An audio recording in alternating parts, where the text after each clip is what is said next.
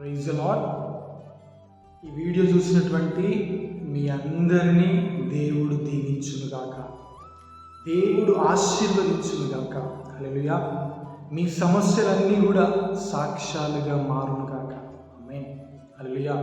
క్రైస్తవుడు ఉన్నటువంటి మనందరము కూడా విశ్వాసిగా, సంఘ కాపరులుగా మనం ఎంతో కాలం నుంచి సంఘానికి వస్తూ ప్రార్థన చేస్తూ ముందుకు వెళ్తూ ఉన్నాం, కానీ యథార్థంగా ఉండడం లేదనమాట. హల్లెలూయా. క్రీస్తుని ధరించుకున్నటువంటి మనందరము కూడా యథార్థంగా బ్రతకాలి, యథార్థంగా వాక్యానుసారంగా జీవించాలి. మన మాటలో యథార్థత ఉండాలి, మనం చేస్తున్న పనిలో యథార్థత ఉండాలి. ఎందుకంటే దేవుడు మాట్లాడుతూ ఉన్నాడు, 1 కొరింథీయులు 3:16లో మీరు దేవుని ఆలయమై ఉన్నారు, మీరు ఎరగరా? హల్లెలూయా. మనందరము దేవుని ఆలయమై ఉన్నాము. మనందరిలో పరిశుద్ధాత్మ దేవుడు నివసిస్తూ ఉన్నాడు. హల్లెలూయా. ఈ హృదయము యథార్థంగా ఉండాలి. హల్లెలూయా.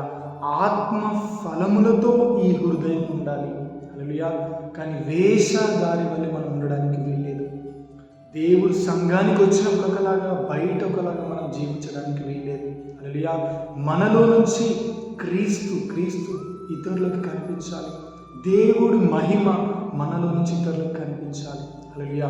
కాబట్టి మీరందరూ ప్రార్థన చేయండి, ప్రభువా యథార్థత గుణము నాకు దయచేయండి, ఆత్మ ఫలములు నాకు దయచేయండి ప్రభువా, ఆత్మ ఫలములతో నన్ను నింపండి నాయన అని మీరందరూ ప్రార్థన చేయండి. హల్లెలూయా. ఆమేన్. ఈ వీడియో మీ ఫ్రెండ్స్ అందరికీ షేర్ చేయండి, ఈ వీడియోని లైక్ చేయండి, మీ ప్రేయర్ రిక్వెస్ట్ని కమెంట్ రూపంలో నాకు తెలియజేయండి, ఈ ఛానల్ని సబ్స్క్రైబ్ చేయండి. ఆమేన్. మీ అందరినీ దేవుడు ఆశీర్వదించునుగాక.